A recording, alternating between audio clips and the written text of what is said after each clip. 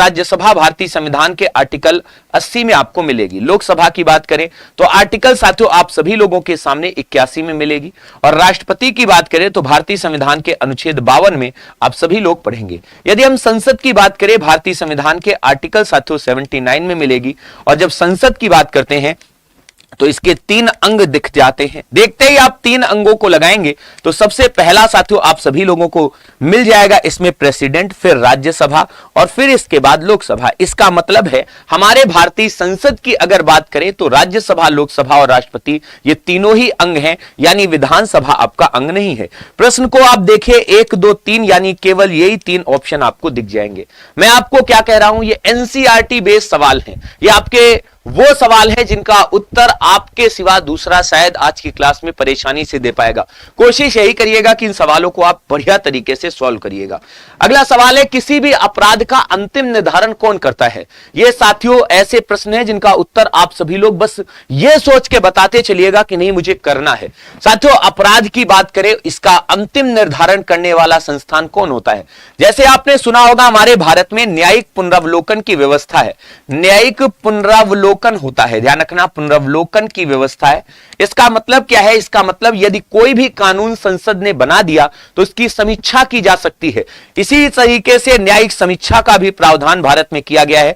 न्यायिक पुनरावलोकन और न्यायिक समीक्षा का काम यह हमारे भारत में न्यायालय द्वारा किया जाता है। तो यदि आपसे कोई पूछे अपराध का अंतिम निर्धारण कौन करता है, तो न्यायालय करता है, क्योंकि न्यायालय ही संविधान का व्याख्याकार है। आप सभी लोग याद रखना, संविधान की व्याख्या भी हमारे न्यायालय द्वारा ही की जाती है। आप तुरंत लगाएंगे व्याख्या भी हमारा कौन करता है? सुप्रीम कोर्ट करता है। इसका मतलब आप सभी का आंसर जो है वो साथियों आ गया। अगला देखिए, न्यायिक समीक्षा शब्द से क्या आशय है? जैसे अभी यूजीसी कानून बना, आप सभी लोगों ने देखा भी होगा, यूजीसी कानून को लेकर सुप्रीम कोर्ट ने एक्शन लिया, न्यायिक समीक्षा करी। कैसे? संसद द्वारा कानून की भी संवैधानिकता की जांच कर लेना, मौलिक अधिकारों को लागू करने की न्यायपालिका की प्रक्रिया। ये तो आप सभी लोग जानते हैं, यदि मौलिक अधिकारों का हनन हुआ तो सुप्रीम कोर्ट सीधे एक्शन में आ जाता है। लेकिन न्यायिक समीक्षा करना मतलब एक बार फिर से साथियों संसद द्वारा बनाई गई चीजों की संवैधानिकता की जांच करना, यह राष्ट्रहित में करता है। और सुप्रीम कोर्ट के पास ऐसा साथियों आप सभी को पता है एक तरीके से राइट यानी अधिकार भी है। भारतीय संविधान को किस तिथि को अंगीकृत किया गया था? जो हमारा इंडियन कॉन्स्टिट्यूशन है इसको कब स्वीकार किया गया? संविधान को अंगीकृत किया गया 26 नवंबर को साथियों, ध्यान रखना, वर्ष था 1949 का। यानी हमारे भारतीय संविधान को 26 नवंबर 1949 को अंगीकृत किया गया। ये आप सभी लोग याद रखना, याद रखिएगा। इसी दिन हमारे भारतीय संविधान को अधिनियमित भी किया गया था और इसी दिन हमारे भारतीय संविधान को आत्मार्पित भी कर लिया गया था। ये ध्यान रखिएगा, आत्मार्पित, ये तीनों ही काम हमारे देश की संविधान सभा ने किए हैं। किसने किए? संविधान को स्वीकार किया हमारे देश की संविधान सभा ने। यह आप सभी लोगों को याद रहेगा। अगला सवाल देखिए, बताइए भारतीय संविधान के गठन या संविधान सभा के गठन के समय जो प्रारूप समिति थी उसके अध्यक्ष कौन थे? संविधान सभा जब बनाई गई उसके बाद प्रारूप समिति का गठन किया गया। इसका गठन 29 अगस्त को साथियों किया गया था और वर्ष था 1947। यह प्रारूप समिति जो थी इसमें 1+6 सदस्य थे और बाबा साहब अंबेडकर इसके अध्यक्ष बनाए गए थे। अध्यक्ष का नाम पूछे कौन था तो भीमराव अंबेडकर जी इसके अध्यक्ष थे। आप सभी लोगों को याद रखना होगा। यह आप सभी लोगों के सामने बिल्कुल क्लियर। आगे हम बढ़ेंगे। अगला सवाल साथियों, 61वें संविधान संशोधन अधिनियम के द्वारा मतदान करने की आयु सीमा घटाकर 21 साल से 18 कर दी गई थी। किस प्रधानमंत्री के कार्यकाल में ऐसा किया गया था? मैं आपको बताऊं, मैं आज आपको पढ़ा क्या रहा हूं, पहले समझ लीजिए, क्योंकि हो सकता है मन में डाउट आपके बनते चले जाएं। जब आप कक्षा 6 से 14 तक की साथियों, माफी चाहूंगा, 6 से साथियों 12 तक की एनसीईआरटी को पढ़ेंगे, जो एनसीईआरटी होती है उन पर बेस्ड साथियों जितने भी एमसीक्यू होते हैं मैंने वो सारे के सारे बनाए हैं। ये क्लास एक दिन में तैयार नहीं हुई है, इसके लिए पिछले 1 हफ्ते से साथियों मैं जी तोड़ मेहनत कर रहा था और ये मेरी एक सपनों वाली क्लास है। इस क्लास में यदि आप पूरी मेहनत करके इस कंटेंट को ग्रहण कर लेते हैं, सीख जाते हैं हर एक टॉपिक को जैसा मैंने सेलेक्ट किया है। अभी तो साथियों पॉलिटी, अभी ज्योग्राफी आने दीजिए, हिस्ट्री आने दीजिए, आप सभी लोगों को वो फील आ जाएगा जिस टच को आप पाना चाह रहे हैं। सवाल भले ही थोड़ा आज लेवल से ऊपर है, लेकिन यकीन मानिए यदि आपने सब कुछ पढ़ लिया तो वो सब कुछ पा जाएंगे जो आप चाहते हैं। तो सभी लोग ध्यान से देखिएगा, हमारे देश में 61वां संविधान संशोधन जब किया गया तो वो वर्ष कौन सा था? 1989 का था। 1989 में हमारे देश के प्रधानमंत्री राजीव गांधी जी थे, इन्हीं के समय ऐसा कानून लाया गया था। इनके समय हमारे देश में एक 52वां संशोधन भी किया गया था और यह 1985 में किया गया था। यह हमारे देश में दल बदल कानून को लेकर था। तो यह आप सभी लोग याद रखना, दल बदल कानून को लेकर था। अगला सवाल देखिए, बताइए जिला समिति की संतुष्टि पर देश की पंचायती राज को लागू किया गया था, उसके अध्यक्ष कौन थे? हम सभी लोग जानते हैं हमारे यहां पंचायती राज व्यवस्था का प्रावधान किया गया और इसके लिए हमने अपने भारतीय संविधान में त्रिस्तरीय साथियों पंचायती राज व्यवस्था की एक तरीके से संकल्पना को स्वीकार किया है। इसके लिए बनाई गई जो समिति थी, उस समिति के अध्यक्ष बनाए गए थे बलवंत राय मेहता जी। आप सभी लोग याद रखना, बलवंत राय मेहता जो हैं वो साथियों इसके अध्यक्ष थे। अब मेन बात है इस सवाल को समझना, ना कि साथियों आप सभी लोगों को दूसरी चीजों में फंसना। सवाल देखिए क्या कह रहा है, जिला समिति की संतुष्टि पर पंचायती राज को लागू किया गया, उसके अध्यक्ष कौन थे? अब त्रिस्तरीय पंचायती राज व्यवस्था लागू हुई, उसका अध्यक्ष कौन बनाया गया? बलवंत राय मेहता। तुरंत आप कहेंगे सर बलवंत राय मेहता समिति जो है उसकी सिफारिशों पर हमने त्रिस्तरीय पंचायती राज व्यवस्था को लागू कराया। इसी के अनुसार हमने अपनी 11वीं अनुसूची भी संविधान में साथियों ध्यान रखना जोड़ दी थी। तो 11वीं अनुसूची को हमने साथियों इसी समय जोड़ दिया था, ध्यान रखना। जब अशोक मेहता समिति की बात करेंगे तो इन्होंने दो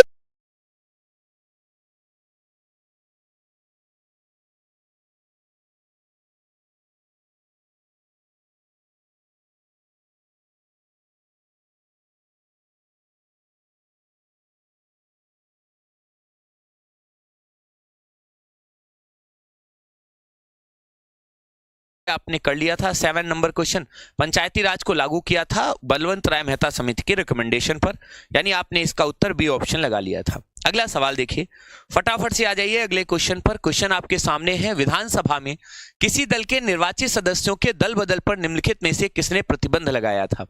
हम सभी लोग जानते हैं हमारे देश में दल बदल को लेकर के साथियों संविधान संशोधन किए गए थे और उसी दल बदल के बिहाफ पे हमारे देश में लगातार साथियों परिवर्तन भी किए गए और ये 10वीं अनुसूची जो है वो इसी उद्देश्य की वजह से जानी जाती है। अब अगर आप दल बदल को लेकर के साथियों प्रावधान पढ़ें तो हमारे देश में सबसे पहले 52वां संविधान संशोधन जब किया गया राजीव गांधी जी के समय 1985 में, तो यह निर्णय लिया गया कि यदि किसी पार्टी के 1/3 सदस्य पार्टी छोड़कर जाते हैं तो इसे दल बदल नहीं माना जाएगा। लेकिन आगे चलकर इसे 2003 में अटल बिहारी वाजपेयी जी के समय और कठोर बना दिया गया, जिसकी वजह से यह निर्णय लिया गया कि अब किसी पार्टी के यदि कोई सदस्य 2/3 की संख्या में जाते हैं तो इसके लिए अब दल बदल के स्थान पर विलय शब्द ही प्रयोग किया जाएगा। और यह निर्णय 2003 में साथियों किया गया था, यानी 10वीं अनुसूची जो थी उसमें संशोधन कर दिया था। कुल मिलाकर अगर विधानसभा में किसी दल के निर्वाचित सदस्यों के साथियों दल बदल के प्रतिबंध की बात की जाए तो वो 52वां संविधान संशोधन था, जिसे आपने आराम से याद कर लिया होगा। चलिए कोई बात नहीं, आवाज आ रही है सबको? वॉइस और वीडियो दोनों ही क्लियर हैं आप सभी लोगों के सामने, अब आवाज का कोई इशू नहीं है और बहुत अच्छी वॉइस जो है वो आपकी आ रही है, क्लियर है एवरीथिंग। ये कुछ बच्चे जो है माइक का सिंबल जो है वो दिखा रहे हैं, आवाज भनक आ रही है भाई, देखना एक बार आकाश।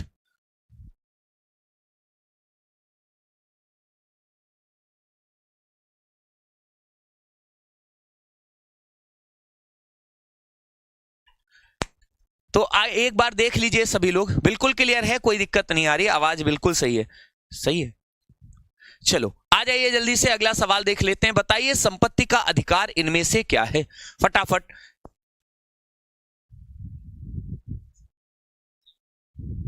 चलो आ जाइए जल्दी से अगला आ रही है, क्लियर है एवरीथिंग।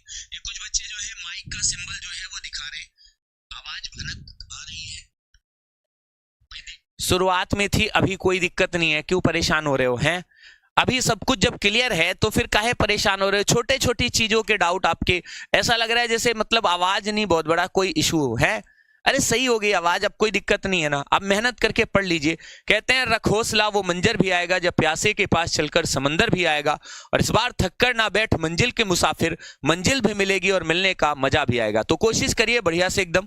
बताइए संपत्ति का अधिकार एक कैसा अधिकार है? हमारे देश में साथियों संपत्ति का अधिकार पहले भारतीय संविधान के आप सभी लोगों को 19 के 1 के F पार्ट में दिखता था, ध्यान रखना। इसके बाद 7वें भारतीय संविधान के आर्टिकल 31 में दिखता था।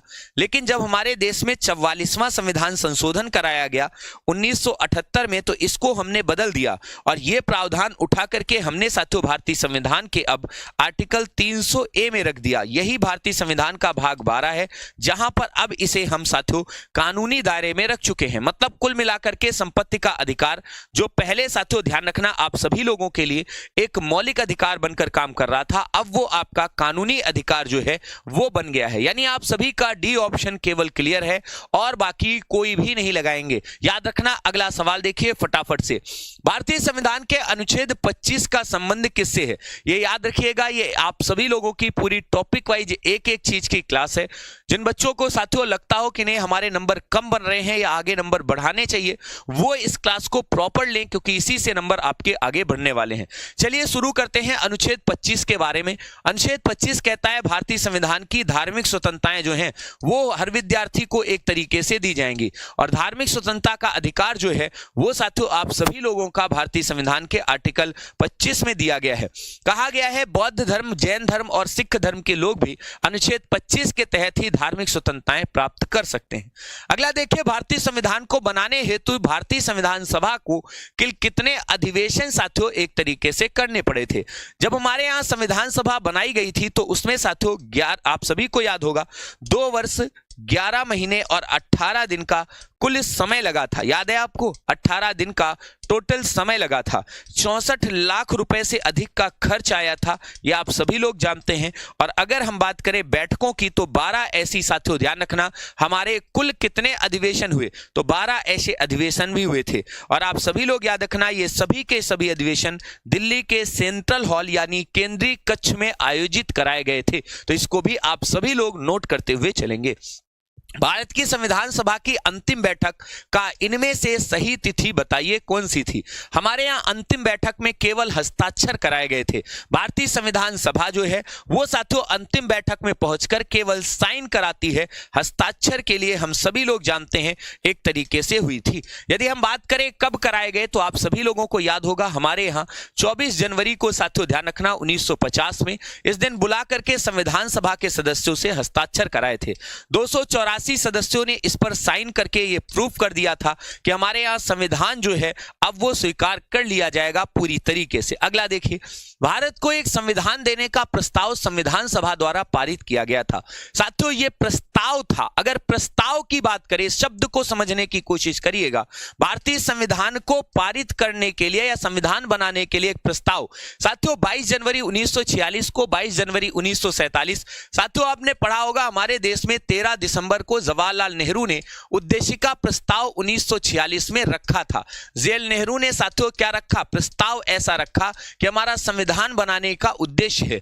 इसे आगे चल करके 22 जनवरी 1947 को क्या कर लिया गया? स्वीकार कर लिया गया। तो पूछा जाता है बताइए संविधान को बनाने का ये जो प्रस्ताव है इसे कब स्वीकार किया गया? तो ये भी आपको नोट कर लेना होगा, 22 जनवरी 1947 को स्वीकार कर लिया गया था। इसका मतलब है आप सभी लोगों का ऑप्शन बी बिल्कुल सही है।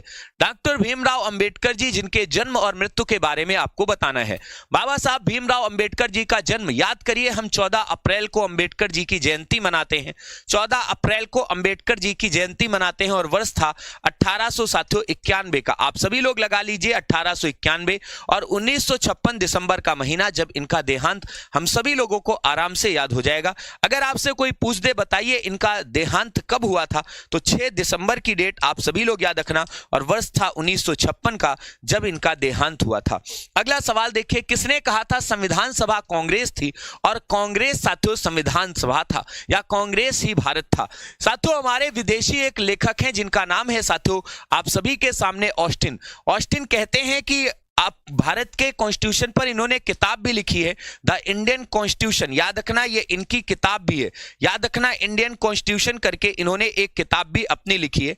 इस किताब में इन्होंने साथियों इस बारे में कहा कि भारत का जो संविधान बनाने वाले लोग हैं वो सबके सब कांग्रेसी हैं, और कांग्रेसी ही साथियों ध्यान रखना संविधान बना रहे हैं, और यही लोग हमारे देश की साथियों मेन लीड कर रही पार्टी कांग्रेस पार्टी है। साथियों ऑस्टिन के अनुसार ये साथियों वाक्य कहा गया था। इनकी किताब आप सभी लोगों को याद रखना होगा, द इंडियन कॉन्स्टिट्यूशन है। जब बहुत डिटेल में पूछेगा तो इस किताब को भी पूछ सकता है। अगला सवाल देखिए, भारतीय संविधान सभा में कुल कितनी महिला सदस्य जो है वो शामिल हुई थी? महिला सदस्यों की बात करें तो कुल 15 महिलाएं थी।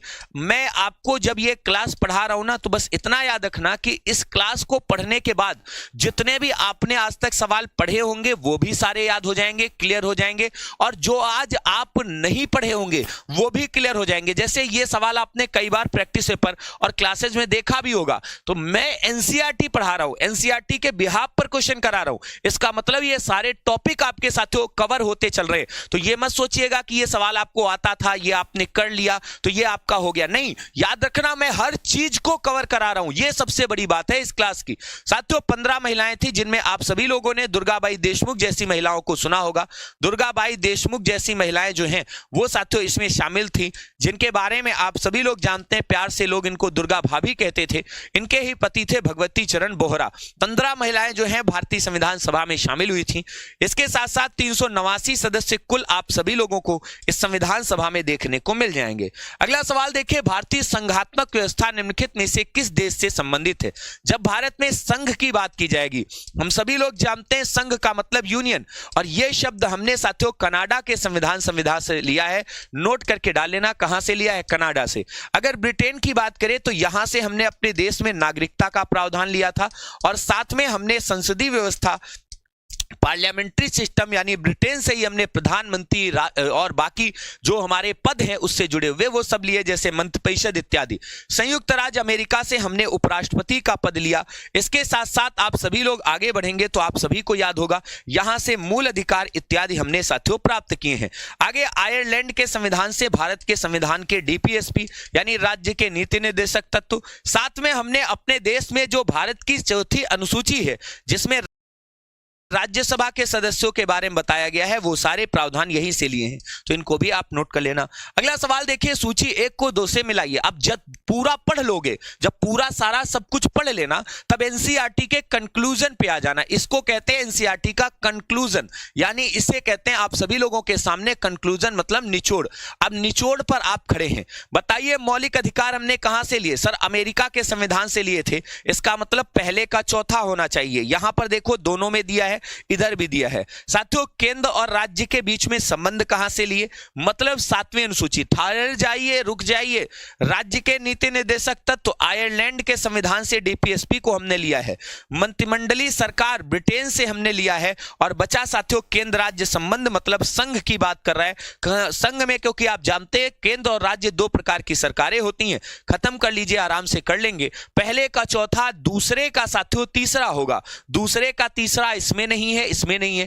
फिर तीसरे का पहला होना चाहिए, तीसरे का पहला आप सभी लोगों को यहां पर दिख रहा है, चौथा ऑप्शन लगाइए। ये कंक्लूजन है, इससे कठिन सवाल नहीं बनेगा, और ना ही कभी ऐसे साथियों आप सभी लोगों को कंफ्यूज होना है। भारतीय संविधान में बताइए इनमें से क्या है? क्या है भैया? 300 से ज्यादा अनुच्छेद हैं, 350 से ज्यादा अनुच्छेद हैं, 400 से अधिक अनुच्छेद हैं, 500 से ज्यादा अनुच्छेद हैं। लगाइए, जितना दिमाग लगा सकते हैं, खोल लीजिए अपना दिमाग, और आज की क्लास में आप देखिएगा नंबर कैसे बढ़ते हैं। साथियों हम सभी लोग जानते हैं भारतीय संविधान जब बनाया गया था तो मूल रूप से साथियों आपको याद रखना है, और इसका वर्तमान परिवेश जो है वो भी ध्यान रखना। भारतीय संविधान मूल रूप से इसमें 8 अनुसूची थी, आपने पढ़ा होगा 8 अनुसूची थी। वर्तमान में कितनी हो गई? 12 अनुसूचियां हो गई। साथियों भारतीय संविधान को जब लागू किया गया था उस समय 22 आप सभी लोगों को भाग पता थे। अब वर्तमान में कितने हो गए हैं? 25 भाग हो गए हैं। यहां पर आप ध्यान रखना, जब लागू किया गया था 395 आर्टिकल थे, अनुच्छेद थे। अगर हम बात करें वर्तमान में तो 470 के करीब अनुच्छेद हो गए, तो इसका मतलब अनुच्छेदों की संख्या जो है वो 400 से अधिक हो गई। लेकिन यह ध्यान रखिएगा, अभी भी क्रम आपसे अगर कोई पूछे तो क्रम की बात करें तो आप सभी लोग 395 ही लगाइएगा, क्योंकि हम जानते हैं किसी किसी अनुच्छेद का पार्ट ए पार्ट बी करके हमने ऐसा कर दिया है। तो यहां पर आपका सही ऑप्शन जो है वो सी होगा। कर लीजिए जितना आप मेहनत कर सकते हैं इन सवालों पर। आगे बताइए, सूची 1 को 2 से मिलाना है। बताइए, हमारे यहाँ संविधान संशोधन दक्षिण अफ्रीका से लिया है, यह भी आपको याद होगा। भारतीय संविधान में साथियों दक्षिण अफ्रीका से लिया गया आर्टिकल 368 याद रहेगा। वित्त आयोग का प्रावधान आर्टिकल 280 में किया गया है। आप जानते हैं अभी अरविंद पनगड़िया बनाए गए हैं 16वें वित्त आयोग के अध्यक्ष। वित्तीय आपातकाल आर्टिकल 360 में दिया गया है। और अखिल भारतीय सेवाएं जिन्हें राज्यसभा गठित कराती है, 3 प्रकार की आईएएस, आईपीएस, आईएफएस आप सभी को मिल जाएंगी। तो सबसे पहले 1 का होगा चौथा, जो कि ना इसमें है ना इसमें है ना इसमें है। खत्म कर दीजिए, एक ही से आंसर निकल आएगा। ज्यादा दिमाग लगाइए नहीं, जो प्रश्न है उनको आगे बढ़ाइए। बताइए, भारतीय संविधान की निम्न में से अनुसूचियों में कौन सी एक राज्यों के नामों की सूची और उनके क्षेत्रों के बारे में बताती है। भारतीय संविधान में आप जानते हैं 12 अनुसूचियां हैं। अगर आप इन 12 को याद करते हैं तो याद कर लीजिए, बेस्ट ऑप्शन है। नहीं याद कर पाते हैं तो रिवीजन कर लीजिए। जैसे पहली आप सभी को भारतीय संविधान के आप सभी के 28 राज्यों के बारे में बताएगी, साथ में यूनियन टेरिटरी के बारे में बताएगी। तो पहली अनुसूची जो है वही राज्यों के बारे में बताती है। दूसरी अनुसूची की बात करें तो यह वेतन के बारे में बताती है। तीसरी अनुसूची की बात करें शपथ के बारे में बताती है। चौथी अनुसूची जो है ये साथियों जब आप पढ़ेंगे तो आप सभी को राज्यसभा में सदस्य जो हैं उनके बारे में बताया गया है। तो राज्यसभा सदस्य जो हैं किस राज्य से कैसे लिए गए वो सब बताया गया है। 5वीं अनुसूची में अनुसूचित जाति और जनजाति के प्रशासन के बारे में बताया गया है। और जब 6ठी अनुसूची आप पढ़ेंगे तो आप सभी लोगों को अनुसूचित जाति और जनजाति के क्षेत्र में 4 राज्य असम, मेघालय, त्रिपुरा और मिजोरम के प्रशासन को बताया गया है। 6ठी अनुसूची के बाद 7वीं देखें तो इसमें संघ और राज्य के संबंध बताए गए हैं। बाकी दोनों के बीच में क्या क्या कर लगते हैं वो बताए गए हैं। 8वीं अनुसूची भाषा से जुड़ी हुई है, जिसमें 22 भाषाओं का जिक्र अभी वर्तमान में आपके है। 9वीं अनुसूची हमने 1951 में जोड़ी थी, भूमि सुधार से जुड़ी थी, ये आप सभी को याद होगा। और 10वीं अनुसूची की बात करें तो भारतीय संविधान में दल बदल कानून को लेकर शुरुआत में बताया था, 1985 में जोड़ी गई थी। 11वीं अनुसूची 73वें संविधान संशोधन द्वारा 1992 में पंचायतों को लेकर जोड़ा था हमने, तो पंचायती राज व्यवस्था से। और 12वीं अनुसूची नगर निकाय से जुड़ी हुई है। ये 12 की 12 अनुसूचियां आपके दिमाग में रटी होनी चाहिए। अगर आप कर लेते हो कोई दिक्कत नहीं, नहीं कर पाते हो आपको सिखा देंगे, बस आप याद करते रहिए। बताइए, भारतीय संविधान में दल बदल विरोधी इनमें से कानूनों को रखा गया है। अब आप बताइए इनमें से किसमें रखोगे। अरे सर, हमने इसके लिए एक एक पॉइंट याद कराया आपको। हमारे यहाँ दल बदल कानून के लिए साथियों आपने सबने 52वां संशोधन तक करा लिया संविधान में। अब क्या चाहिए आप सभी लोग सोचिए। और इसके लिए हमने 1985 का वर्ष भी साथियों पढ़ाया था आपको। दल बदल के लिए हमने 10वीं अनुसूची को रखा। खत्म करिए। और इसमें संशोधन की बात करें तो 2003 में हमने साथियों 91वें संविधान संशोधन द्वारा संशोधन भी दिया था, यह भी आप याद रखना। अगला सवाल देखिए, बताइए भारतीय संविधान कैसा है। यह लाइन वो लाइन है जिसको बहुत पढ़ने के संविधान के कंक्लूजन के बाद आप कर पाओगे। जैसे आपने कहा संविधान में भारतीय संविधान का एक आर्टिकल आप पढ़िए 15, इसमें कहा गया है समानता आपको दी जाएगी। लिंग, भाषा, जाति इत्यादि के आधार पर, जन्म स्थान के आधार पर कोई भेदभाव नहीं। वहीं अगर आप अनुच्छेद 15(3) पढ़ लीजिए, इसमें महिला आरक्षण की बात अर्थात लिंग के आधार पर भेदभाव की बात कर दी गई। तो इसका मतलब हमारा संविधान अंशतः कठोर है और अंशतः लचीला है। ना तो साथियों बहुत ज्यादा कठोर आप कह सकते हैं, ना बहुत ज्यादा लचीला। लेकिन आप सभी को जो लाइन संविधान के लिए प्रयोग होती है वो ये कि हमारा संविधान थोड़ा कठोर है, साथियों थोड़ा लचीला है। याद रखना, ना ही कठोर ना ही लचीला। इसका मतलब क्या है? अरे इसका कोई मतलब है आप बताओ? इस लाइन का कोई मतलब नहीं। इसका मतलब अंशतः कठोर, थोड़ा लचीला, ये ध्यान रखिएगा। भारतीय संविधान सभा द्वारा राष्ट्रगान को जनगण मन को बताइए हिंदी प्रारूप के रूप में कब स्वीकार किया गया। आप सभी लोग जानते हैं जनगण मन को पहली बार 1911 में रविन्द्रनाथ टैगोर ने कलकत्ता अधिवेशन में गाया था। कलकत्ता का अधिवेशन आप याद कर लीजिए, 1911 में रविन्द्रनाथ टैगोर ने गाया था। किसने गाया? रविन्द्रनाथ ने गाया था, ध्यान रखना। अगर हम बात करें इस राष्ट्रगान की जिसके बारे में आप पढ़ रहे हैं, यही राष्ट्रगान हमारे देश में साथियों 24 जनवरी को जब संविधान सभा की बैठक हो रही थी तो जरूरत पड़ी थी, तो हमने 1950 में इसको स्वीकार कर लिया था और इसी दिन वंदे मातरम को भी स्वीकार कर लिया था। तो ये दोनों एक ही तारीख को स्वीकार किए गए हैं, इनको आप ध्यान रखिएगा। दोनों एक ही तारीख को स्वीकार किए गए, ये आप ध्यान रखिएगा। अगला सवाल देखिए, संपूर्ण राष्ट्रगान का वादन यानी गायन का काल जो है वो कितना है? राष्ट्रगान को गायन करने के लिए 52 सेकंड का साथियों समय चाहिए होता है। और ये ध्यान रखिएगा, इसके लिए कोई आप सभी लोग पढ़ते होंगे जब कोई ऑफिशियली कार्यक्रम होता है तो धुन बजा दी जाती है क्योंकि समय कम या ज्यादा ना हो। साथियों कई बार ऐसा हुआ, जैसे प्रतिष्ठित खिलाड़ी सचिन तेंदुलकर, उनके ऊपर इसी वजह से केस हो गया था। अमिताभ बच्चन के ऊपर केस हो गया था क्योंकि उन्होंने समय ज्यादा ले लिया। तो 52 सेकंड का समय निर्धारित है, यह ध्यान रखिएगा। आप सभी लोग रविन्द्रनाथ टैगोर को पढ़ेंगे तो उनकी किताब आनंद मठ में यह दिया गया है। भारत सरकार द्वारा राजकीय चिन्ह के रूप में अशोक का स्तंभ हम सभी लोग पढ़ते हैं, अशोक स्तंभ को पढ़ते हैं, अशोक स्तंभ को। और अशोक स्तंभ को हमने जिस दिन से हमारा संविधान पूरी तरीके से लागू हुआ 26 जनवरी 1950 को साथियों स्वीकार किया था। इस अशोक स्तंभ के नीचे आपको सत्यमेव जयते अर्थात सत्य की ही विजय होती है यह लिखा मिल जाएगा, जो आप सभी लोगों को साथियों बिल्कुल याद होगा। बोलिए यहां तक कोई डाउट है? तो सत्यमेव जयते आप सभी लोगों को याद रखना होगा, यहां से लिया गया है। अगर पूछे कब इसको, तो 26 जनवरी 1950 को स्वीकार किया गया। अब इस सवाल में फंसेंगे आप, लेकिन मैं वादा करता हूं यदि मेहनत की है तो फंसोगे नहीं। ध्यान से देखना, संविधान पर विचार करिए। भारत की संविधान सभा को राष्ट्रीय ध्वज का प्रारूप जो है वो 22 जुलाई 1947 को मिला था। बिल्कुल सही है। आप सभी लोग जानते पिंगली वेंकैया जो थे उन्होंने डिजाइन तैयार किया था और उन्हीं के साथियों निर्देशन पर साथियों नोट कर लेना 1931 के इस ध्वज को हमने अपने देश के संविधान में शामिल कराया था।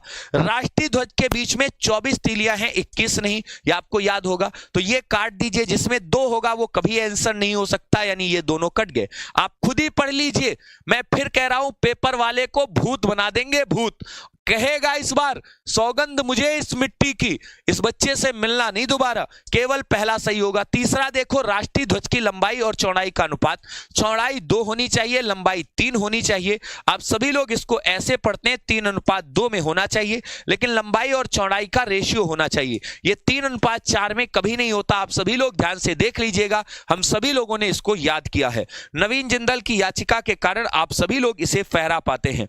भारतीय संविधान में समानता के अधिकार को 5 अनुच्छेदों द्वारा साथियों प्रदान किया गया है। अगर भारतीय संविधान के आप सभी लोग अनुच्छेद 14 से लेकर 18 तक के प्रावधान को पढ़ें तो यह समानता की बात आप सभी लोगों के समक्ष करते हैं।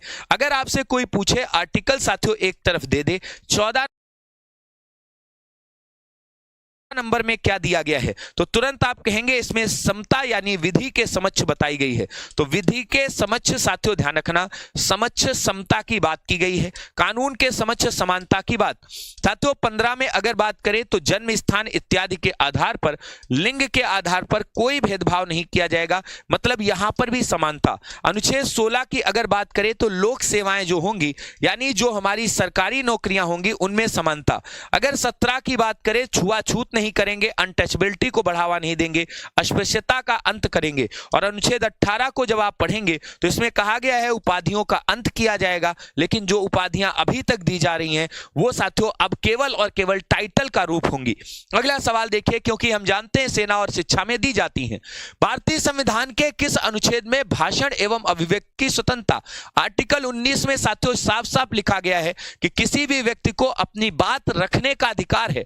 इसी अनुच्छेद के अंतर्गत प्रेस मीडिया इत्यादि जो हैं उनको भी साथियों रखा गया। अनुच्छेद 19(1) के ए में आप सभी लोग देखेंगे प्रेस की आजादी, राइट टू इंफॉर्मेशन, आप सूचना के अधिकार को भी इसी में पाएंगे, यानी अनुच्छेद 19 में ही ये सब कुछ दिया है। अनुच्छेद 21 आप प्राण एवं दैहिक स्वतंत्रता को याद करेंगे। प्राण एवं दैहिक स्वतंत्रता अर्थात यदि किसी व्यक्ति को गिरफ्तार कर लिया जाता है साथियों ध्यान रखना तो उसको कभी मार नहीं सकता कोई, ये इमरजेंसी में भी खत्म नहीं किया जा सकता। अनुच्छेद 21।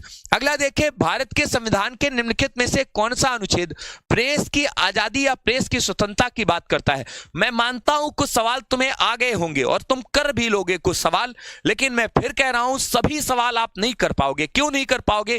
क्योंकि सभी सवालों के लिए जान लगानी पड़ेगी। अरे एनसीईआरटी का हलवा नहीं समझो, ये तुमको कुछ सवाल आते हैं, मैं इस बात से सहमत हूं, लेकिन एनसीईआरटी पूरे टॉपिक को कवर कराती है, इस बात से आप सहमत हो जाइए, जितनी जल्दी उतना ही बेहतर है। सवालों को देखिए और हलवा मत समझिए, मेहनत करिए। प्रेस की आजादी भारतीय संविधान के अनुच्छेद 19 में दी गई है। खटाखट उत्तर बताइए। लागू कानून के आधार पर ही न्याय दिया जाएगा, कोई नया कानून लागू होगा उस डेट के बाद माना जाएगा। 21 प्राण एवं दैहिक स्वतंत्रता। 22 में कहा गया गिरफ्तार व्यक्ति के लिए भी कुछ अधिकार होंगे।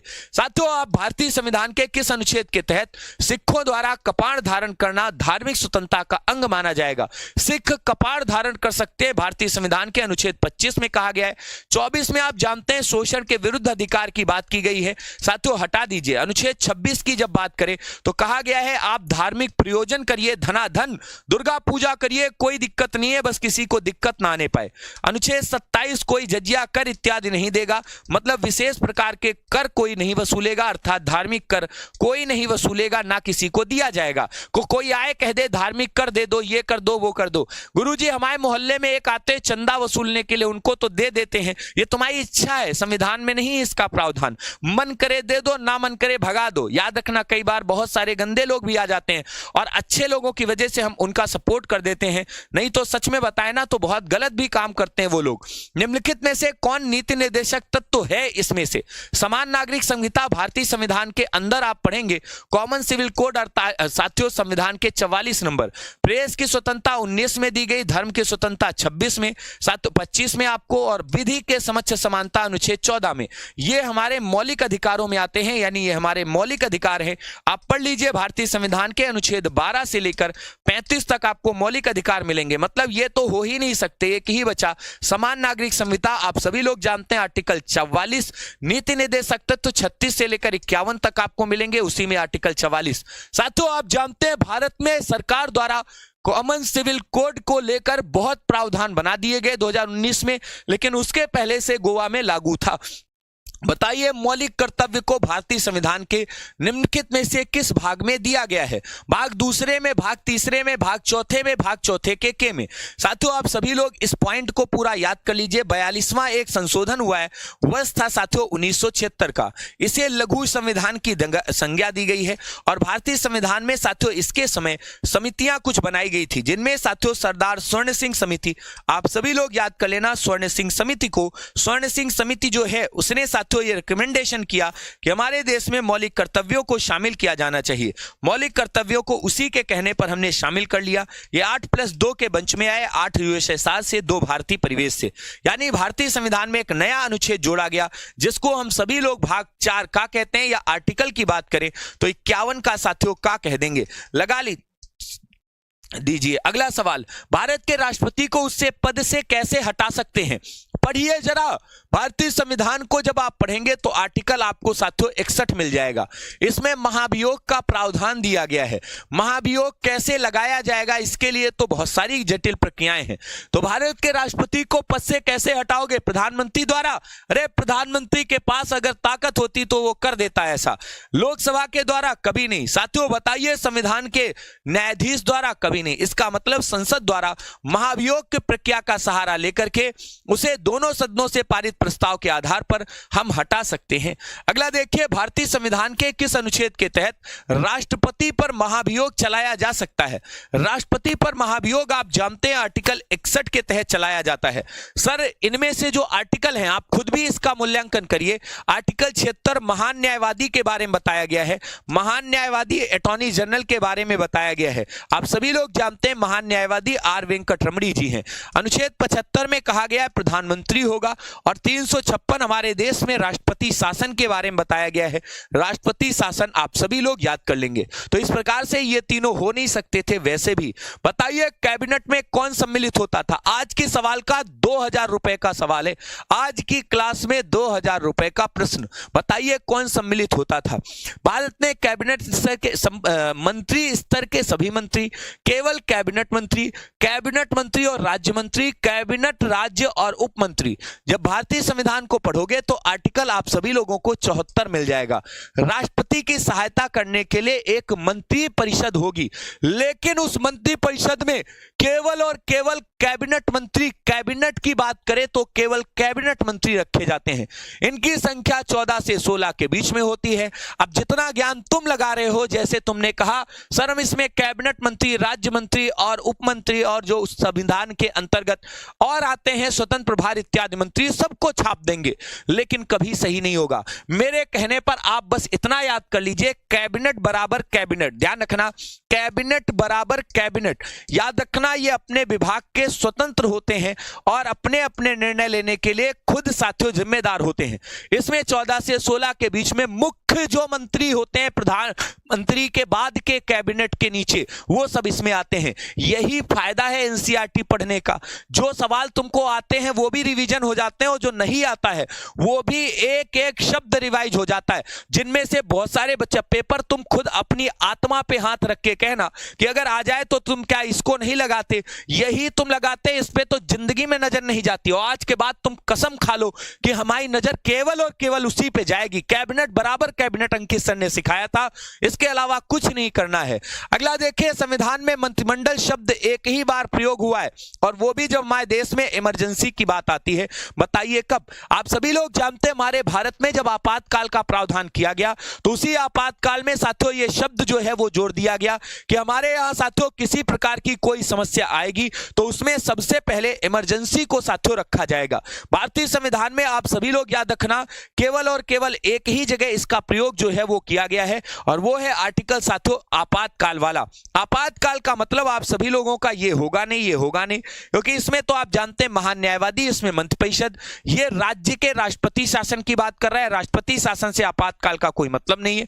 साथियों अनुच्छेद 352 में यह कहा गया है मंत्रिपरिषद के या मंत्रिमंडल के लिखित प्रस्ताव के आधार पर, लिख लीजिएगा, मंत्रिमंडल के लिखित प्रस्ताव के आधार पर, लिखित प्रस्ताव, जब इसके बाद जाएगा प्रस्ताव तभी लागू होगा हमारे देश में आपातकाल। तो केवल वहीं पर दिया गया है, इसको आप नोट कर लेना, और कहीं नहीं दिया गया है। निम्नलिखित में से कौन संसद के दोनों सदनों में से किसी भी सदन की कार्यवाही में भाग ले सकता है? केवल एक ही व्यक्ति है और वो है भारत के संविधान का आर्टिकल 76। अब मैं तुमको एक बात और बताऊं, बहुत सारी चीजें ऐसी होती हैं जो सब्स्टिट्यूट के रूप में याद करी जाती हैं। जैसे भारत के संविधान का आर्टिकल 763, इसके तहत उपराष्ट्रपति होता है। उपराष्ट्रपति दोनों सदनों के किसी भी सदन में जा सकता है, यह उसके पास भी अधिकार है, याद रखना। तो निम्नलिखित में से संसद के दोनों सदनों में किसी भी सदन की कार्यवाही में भाग कौन ले सकता है? तो इन दिए गए ऑप्शन के अकॉर्डिंग अगर आपसे कोई पूछे तो आप सबसे पहले महान न्यायवादी अटॉर्नी जनरल को लगाएंगे। वो भाग ले सकता है, मतदान नहीं कर सकता। तो मतदान जो है वो नहीं कर पाएगा, ध्यान रखना नहीं। तो इसको आप याद रखना, लेकिन पार्टिसिपेट ये भी कर लेता है, लेकिन ये ध्यान रखना भाग ले लेगा, लेकिन कुछ लगाइएगा, याद रखिएगा। जैसे मान लो ये कभी ना हो तो उसके कुछ नियम और शर्तें होती हैं जो उपराष्ट्रपति के लिए होती हैं, ये आप सभी लोग ध्यान रखना। अगला देखिए, लोकसभा में केंद्र शासित प्रदेशों के लिए कितनी सीटें, जैसे अभी वर्तमान में आप जानते हैं 545 सीटों का प्रावधान किया गया है। तो ये दो भागों में बटी है, 530 प्लस साथियों 15। अगर आप देखें तो आप इस अनुसार तो आप में से बहुत सारे लोग, अच्छा, इसको थोड़ा सा ऐसे करिए, आप सभी लोग ध्यान से देखिए। केंद्र शासित प्रदेशों की बात की गई है, जैसे यूनियन टेरिटरी की हम बात करेंगे तो हमारे यहाँ 500 साथियों ध्यान रखना 45 सदस्य हैं, और प्रावधान कितने सदस्यों का है? तो आप सभी लोग जानते हैं हमारे यहाँ प्रावधान की अगर बात करें तो 552 सीटों का था। 2 सीटें आप जानते हैं एंग्लो इंडियन वाली आप सभी लोगों ने निकाल दी। अब ये समझना, एंग्लो इंडियन वाली 2019 में क्या कर दी गई थी? सर हमने 2 सीटें निकाल दी थी। कब निकाली थी? 2019 में। इसके लिए 2 सीटों को हमने निकाल दिया था। अब आप जानते हैं बची हुई जो सीटें हैं उनमें से साथियों 550 में आपकी 20 सीटें ऐसी हैं जो केंद्र शासित प्रदेशों के लिए साथियों सुरक्षित कर दी गई हैं। इसका मतलब केवल और केवल आपके पास साथियों ए ऑप्शन ही सही होगा। कुछ बच्चों ने इसको बिल्कुल सही भी बताया है, ए ऑप्शन बिल्कुल सही होगा। आप सभी लोग लगा लीजिएगा। अधिकतम साथियों 530 प्लस 20 कर लीजिएगा, याद रहेगा, 20 आपको याद रहेंगी। अगला बताइए, इनमें से कौन प्रथम जनजाति साथियों लोकसभा के अध्यक्ष बनाए गए थे? जनजाति लोकसभा अध्यक्ष साथियों पढ़ लीजिएगा कौन? जीवी मावलंकन, ये तो प्रथम थे जो हमारे बनाए गए थे। इन्हीं के खिलाफ 1954 में प्रस्ताव लाया गया था। बाल योगी जी, मनोहर जी, पी ए संगमा जो थे ये साथियों आपको गारो जनजाति मिलेगी। याद रखना गारो जनजाति जो है उसी से संबंधित थे, भारत के मेघालय राज्य से बिलोंग करते थे। ये आप सभी लोग याद रखना, आपको याद हो जाएंगे। क्लियर है? गारो और खासी जनजातियां कहां पाई जाती हैं? सभी लोग जानते हैं, तुरंत आप लगाएंगे डी ऑप्शन, पीए संगमा। बताइए लोकसभा का सचिवालय किसके नियंत्रण में होता है? देखो सचिवालय में काम कौन करते हैं? अधिकारीगण। लोकसभा का मेन अध्यक्ष जो है वो सारी चीजों की रिपोर्ट अपने पास रखता है। तो लोकसभा का जो अध्यक्ष होता है वो उन अधिकारियों के ऊपर क्या करता है साथियों? रिपोर्ट रखता है। मतलब अधिकारियों को क्या करता है? काम में लगाए रखता है, जांच क्या करता है। तो लोकसभा के अध्यक्ष के सीधे साथियों ध्यान रखना निगरानी में रहता है, और यह काम जो है वो लोकसभा का स्पीकर स्वयं साथियों करता है। अगला देखिए, संसद के 2 सत्रों के बीच अधिकाधिक अंतराल होना चाहिए। साथियों आप सभी लोग जरा देखिए, 2 सत्रों के बीच में अधिकाधिक अंतराल साथियों 6 महीने से ज्यादा नहीं होना चाहिए, और 1 वर्ष में यह प्रावधान किया गया है कि कम से कम 2 बैठक जो है वो तो करा ही दी जाए। याद रखना, मतलब 6 महीने से ज्यादा साथियों अंतराल नहीं होना चाहिए, और कम से कम 2 बैठक जो है वो तो कम से कम बेसिक सी बात है हो ही जानी चाहिए। तो याद रखना 6 महीने का 2 सत्रों के बीच में अंतराल साथियों दिया जाता है। निम्नलिखित प्रस्ताव में किसका संदर्भ जो है वो संघीय बजट से है? निंदा प्रस्ताव सरकार की निंदा करने के उद्देश्य से लाया जाता है। साथियों ध्यान आकर्षण, कोई विशेष मुद्दा होता है, विशेष मुद्दे के लिए ध्यान आकर्षित करने के लिए संसद में चल रही कार्रवाई के बीच में इसको उठाया जाता है। साथियों अगर बात करें कटौती प्रस्ताव बजट से जुड़ा हुआ है। यदि किसी भी मांग में 1 रुपए तक की कटौती कर दी जाती है तो ऐसा माना जाता है कि सरकार कमजोर है, और सरकार को साथियों गिराने का उससे बढ़िया मौका नहीं होता है।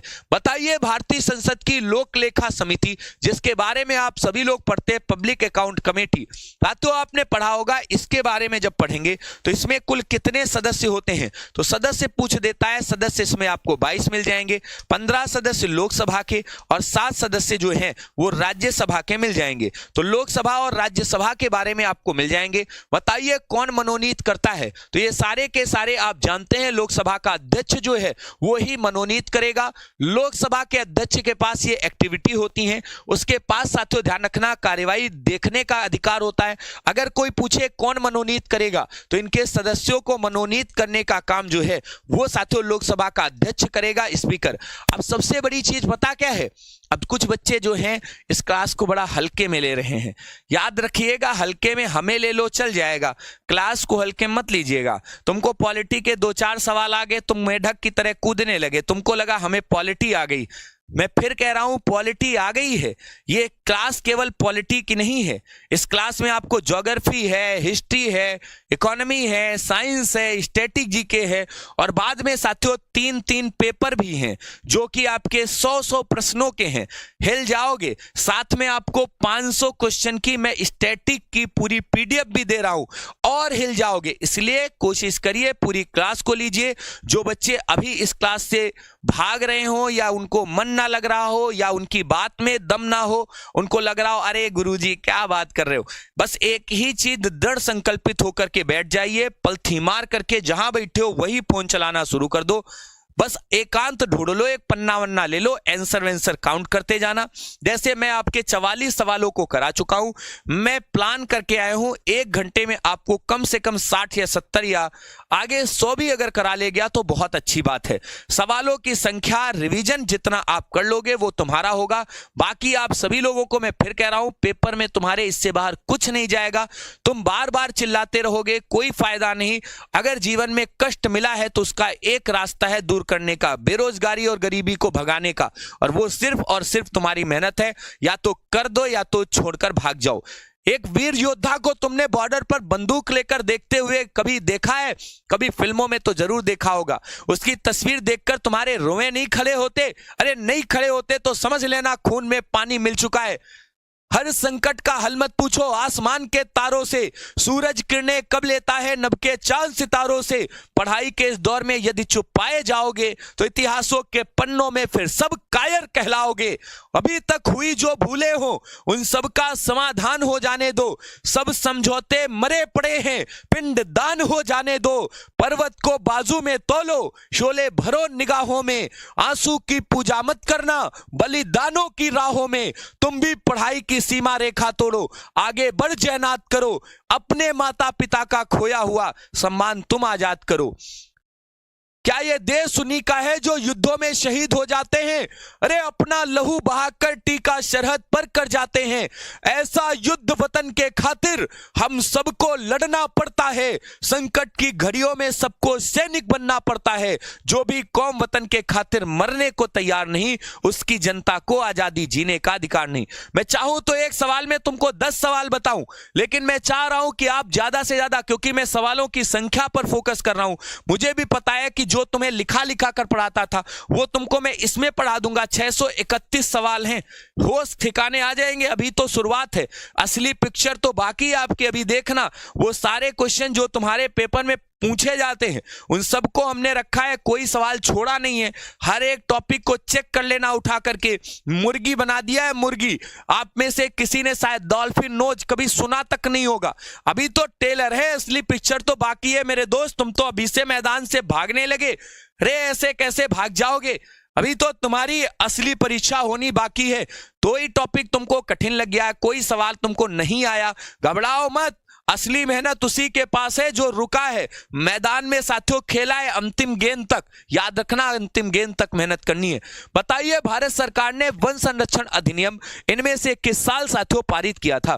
भारत सरकार ने वन संरक्षण अधिनियम के लिए 1980 में प्रावधान किया था। आप सभी लोग इसके लिए पर्यावरण दिवस भी नोट कर लीजिएगा। हम सभी लोग पर्यावरण दिवस की बात करें तो आप सभी लोगों को याद होगा हम 5 जून को मनाते हैं। यह प्रश्न भी आपको याद रखना होगा। वाइल्ड लाइफ प्रोटेक्शन एक्ट, वन्य जीव संरक्षण अधिनियम, साथियों आप सभी लोगों को याद होगा पर्यावरण की सुरक्षा की दृष्टि से 1972 में लाया गया था। सर्वोच्च न्यायालय न्यायाधीश अपना त्याग पत्र किसको देते हैं? जब भी त्याग पत्र देना होगा, जिसने शपथ दिलाया उसी को देंगे। शपथ दिलाया राष्ट्रपति ने तो राष्ट्रपति को जाकर ये दे देंगे और कह देंगे भैया अब मेरे से सेवा नहीं हो पा रही। याद रखिएगा राष्ट्रपति ही आपको याद रहेंगे।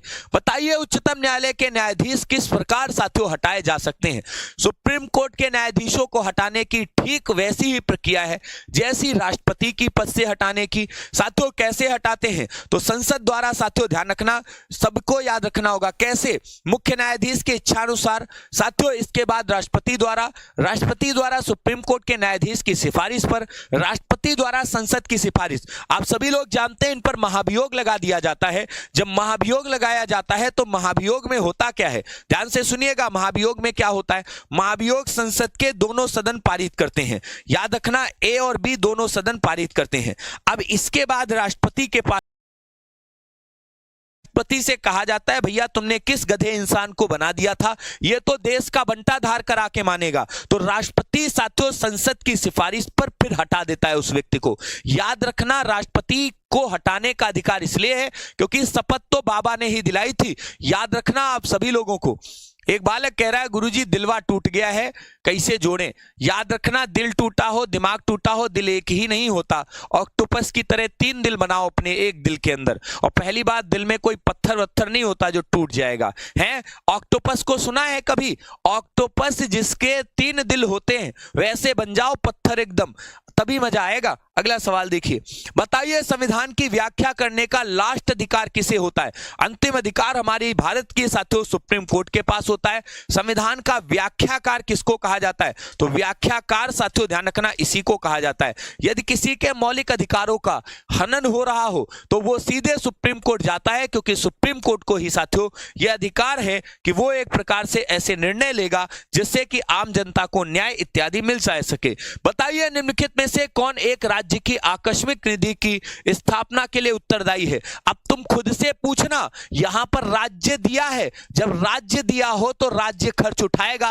राज्य क्या करेगा? खर्च। चाहे वो राज्य की संचित निधि हो, चाहे राज्य आकस्मिक निधि की बात करें तो विधानमंडल। साथियों केवल और केवल राज्य से, संसद से कोई मतलब नहीं, राष्ट्रपति से कोई मतलब नहीं। जब विधानमंडल है तो यही देगा पैसा।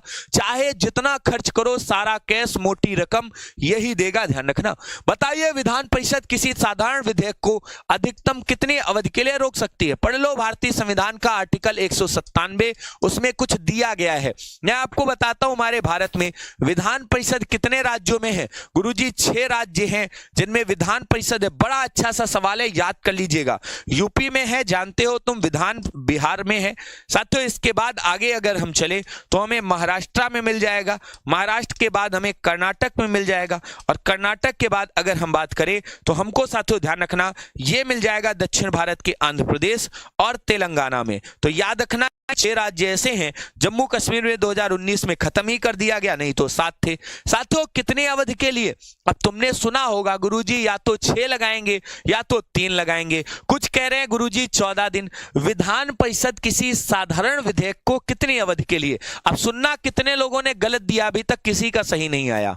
और बताओ, किसी का सही नहीं आया। मजा आ गई साथियों, ऐसे सवाल पेपर में आ जाएं तो बंटा ही धार हो जाए। 4 महीने अधिकतम के लिए रोक सकती है। सवाल सुनिए, साधारण विधेयक था साथियों। जब बजट की बात करें राज्य के, तो राज्य के बजट की बात करें तो 14 दिन रोक सकती है, यानी 14 दिन राज्य के बजट का साधारण विधेयक था ये। इसके लिए 14 दिन का कोई प्रावधान नहीं। अगर कोई पूछ दे बताइए 4 महीने कैसे होता है, तो पहली बार जब लाया जाता है तो 3 महीने और अगली बार 1 महीने, यानी 3 + 1 4 महीने अधिकतम रोक सकती है। यानी 4 महीने एक विधेयक को रोक सकती है। यदि एक विधेयक एक बार लाया गया, विधानसभा ने पारित कर दिया, विधान परिषद उसे 3 महीने के लिए रोक लेती है। दूसरी बार उसी परिवेश में तो 30 दिन के अंदर पारित करना होता है। अधिकतम उसे 4, साथियों ध्यान रखना, एक तरीके से महीने का रोकने का अधिकार होता है, इसके ज्यादा कभी नहीं। अब समझ में आया? इस तरीके से पेपर में अगर सवाल आ गए तो मजा आ जाएगी। समझ में आया? कुछ बच्चे कह रहे हैं सर हमने तुक्का लगाया था। तुक्का किसी का सही नहीं होता, ये अच्छी बात है, तुमने तुक्का ही लगाया था। तुक्का सही होता तो लग जाता पहले ही।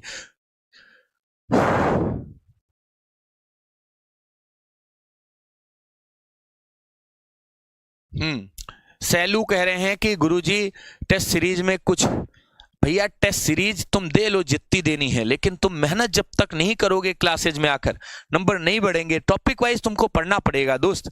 बताइए भारतीय संविधान की अवशिष्ट शक्तियां इनमें से किसमें सन्निहित हैं?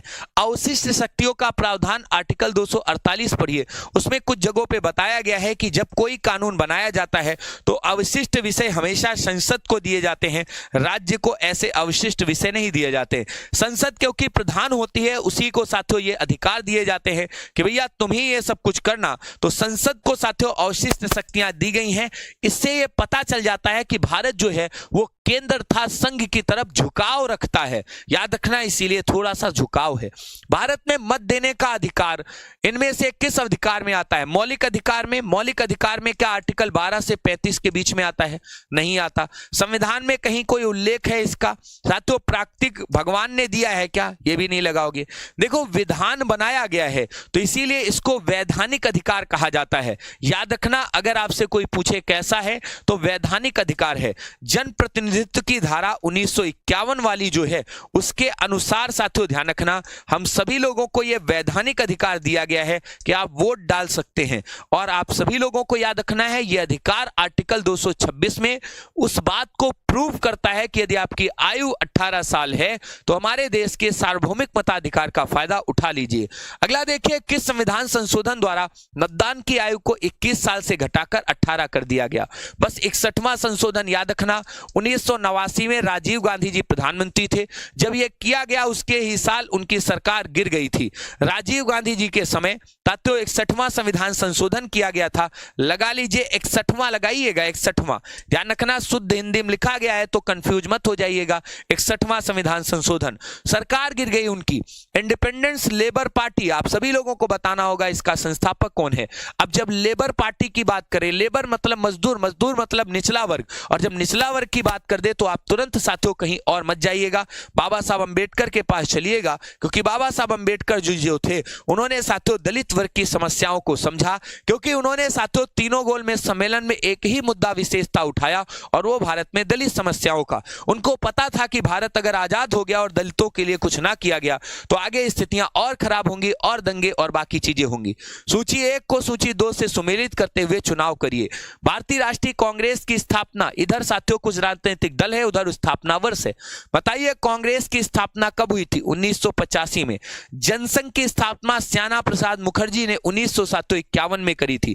कम्युनिस्ट पार्टी की स्थापना जो है ये 1925 में की गई और AIDMK जो है उसकी स्थापना साथियों 1972 में की गई थी। ये आप सभी लोग याद रखना। मतलब ए का साथियों तीसरा होना चाहिए। ये भी खत्म, ये भी खत्म, ये भी खत्म। अब इतना तो पता होगा कि कांग्रेस की स्थापना कब की गई, तो एक ही में दिया है, लगा लीजिए। दूध पीते हुए बच्चे मत बन जाना कि गुरुजी हमको तो आता ही नहीं था, थलजी हमको कुछ नहीं आता था। ये आप सभी लोग याद रखना। कांग्रेस की स्थापना बॉम्बे के गोकुलदास तेजपाल कॉलेज में A.O. ह्यूम ने की थी। भारतीय संविधान के बताइए प्रथम संशोधन विधेयक जिसको 1951 में लाया गया था, उसका प्रावधान किससे जुड़ा हुआ था? देखो वर्ष तो पता चल गया, लेकिन ये भूमि सुधार से जुड़ा हुआ था। अब भूमि सुधार के साथियों शुरुआती जो कानून थे उनको न्यायिक समीक्षा से बाहर रखा गया, तो जो सरकारें कोई मुद्दा लेकर आती थी उसको इसी में रख देती थी, तो बड़ा विवाद होने लगा। तो फिर इसके केवल मूल 13 कानूनों को रखा गया, बाकी सब हटा दिए गए। अब तुमको ये सब चीजें हमारी ऐसी लग रही होंगी, ऐसे गुरुजी बड़ा कठिन, आज तो बड़ा बोरिंग लग रही है मजा नहीं आ रहा है। जी मजा चाहिए इनको क्लास में, है मजा लेने आए हो क्या क्लास में? आप खुद ही बताना। मेहनत करने आए हो, पढ़ने आए हो, सीखने आए हो कि मजा लेने आए हो? मजा लेना हो तो 100 की नोट निकालिए और 10-10 के छुट्टे कराइए, है ना, और फिर वो उन 10 नोटों को ऐसे ऐसे लहराइए अपने ऊपर से और लुटा दीजिए। क्या नाम लेकर? अंकितेश्वर महाराज की जय। अपने आप साथियों मन लगने लगेगा। जब जेब से 100 रुपए जाएंगे ना तो झटका लगेगा थोड़ा, इससे मजा नहीं आएगी। क्यों? क्योंकि तुम तो मजा लेने आए हो ना। सामने तुम्हारे सपना चौधरी का बढ़िया से डांस चल रहा है, वो साथियों एकदम अप्सराओं वाला नृत्य चल रहा है। तुम तो राजा महाराजाओं के साथियों सुख भोगने के लिए धरती पे आए थे, तुमको ये मिल गया पॉलिटी GS का सारा सिलेबस पढ़ने को। अब तुम पगलाए जा रहे हो उसमें। तो वो वाला जीवन भोग विलास वाला तुम तब अपनाना जब नौकरी पा जाना। अभी वर्दी से 4 कदम दूर हो, तुम वर्दी के 4 कदम पास पहुंचो, अपने आप ये सब कुछ तुमको, तुम्हारी नौकरी जहां लगेगी वहां पर इन सब दृश्यों का रंगारंग साथियों व्यवस्था करा दी जाएगी। लेकिन पढ़ तो लो तुम पहले, हैं गुरुजी कसम से मतलब मजे नहीं आ रही आज की क्लास में। ऐसे सोए से आज गुरुजी बस चल रहा है कार्यक्रम, चल नहीं रहा है, कुटाई मांग रहे हो, है पढ़ने लिखने वाली उम्र में तुम कहां साथियों खो गए। भारत के संविधान में पंचायतों तथा नगर पालिकाओं के लिए 73वें और 74वें संशोधन जब हुए उस समय भारत के प्रधानमंत्री कौन थे? बताइए जल्दी से कौन थे प्रधानमंत्री? पढ़िए, सच में कह रहा हूं बहुत अच्छे सवाल हैं।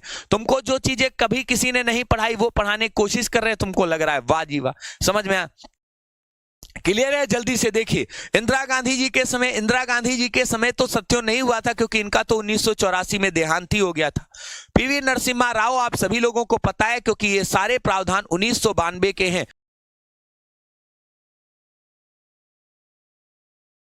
को पता है क्योंकि ये सारे प्रावधान 1992 के हैं। जब संशोधन किए गए 1992 का वर्ष था, उस समय साथियों हमारे देश में इस समय PV नरसिम्हा राव जी की सरकार थी। एक सवाल और आता है, जब देश में नई आर्थिक नीतियां आई थी, नई आर्थिक नीतियां जानते हैं LPG, नई आर्थिक नीतियां जब हमारे देश में लाई गई वर्ष था 1991 का, उस समय भी साथियों PV नरसिम्हा राव जी की ही सरकार चल रही थी।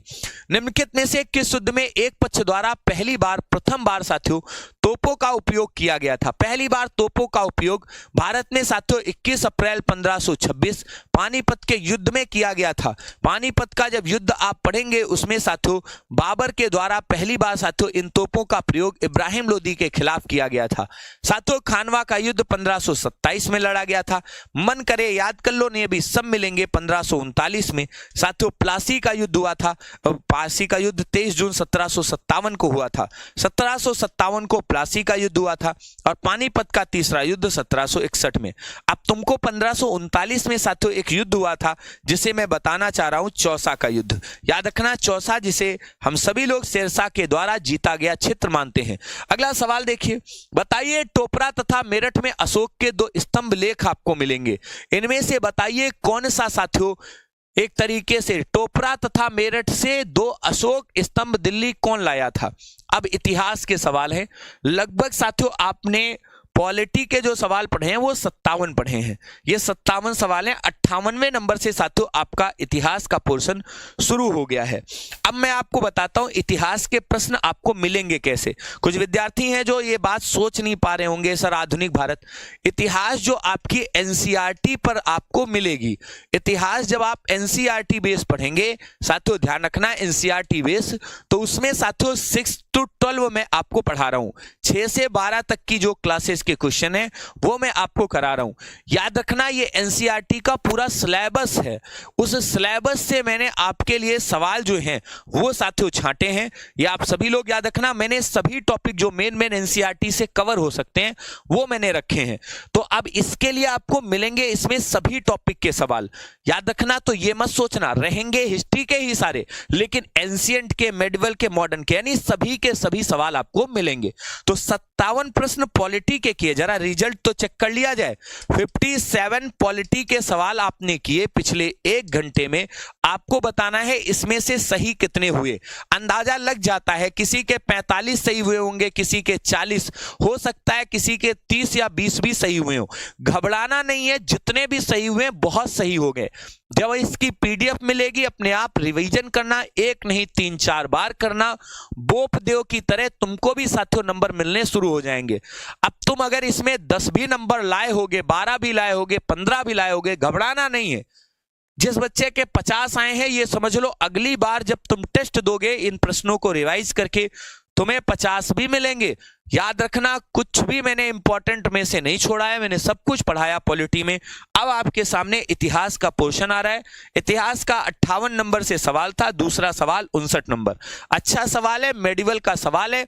जिनको डर लग रहा हो वो अपने कमर में एक रस्सी बांध ले और अपने जो खोपड़ी की चोटी है उसको कहीं किसी चीज से बांध के इसे लटका ले, जिससे नींद ना आए। समझ में आया? पीडीएफ आपको मिल जाएगी, एग्जामपुर के एप्लीकेशन पर मिल जाएगी और Ankit Tiwari official GS Telegram पर भी मिल जाएगी। क्लियर है? बताइए, टोपरा तथा मेरठ में अशोक के 2 स्तंभ आपको मिल जाएंगे। जल्दी से बताइए फटाफट, क्लास के बाद आपको मैं बता दूंगा सारी चीजें, पहले पढ़ लीजिए।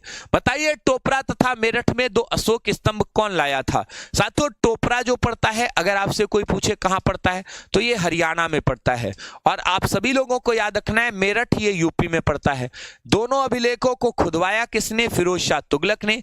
इसी ने साथियों ये एक तरीके से दासों की संख्या इतनी कर दी थी कि जरूरत थी दासों को नौकरी की, तो इसने नौकरी बंटवा दी। दासों के लिए बड़ा खतरनाक व्यक्ति है, मंदिर तोड़वा देता है। इनमें से कौन सही सुमेलित नहीं है? आलमगीर सिंधु घाटी सभ्यता में पढ़ो, हिंडन नदी के किनारे यूपी में पड़ता है। गुरुजी सही। लोथल तुमको पता है बंदरगाह गुजरात में पड़ता है। हरियाणा तुमको याद होगा सिंधु घाटी सभ्यता से राखीगढ़ी और बनावली। कालीबंगा राजस्थान में पड़ता है। ये वाला गलत दिया गया है, ये जी गलत दिया हुआ है कालीबंगा। और तुमको इसका मतलब बताया था कालीबंगा का कि जली हुई चूड़ियां इसका अर्थ होता है।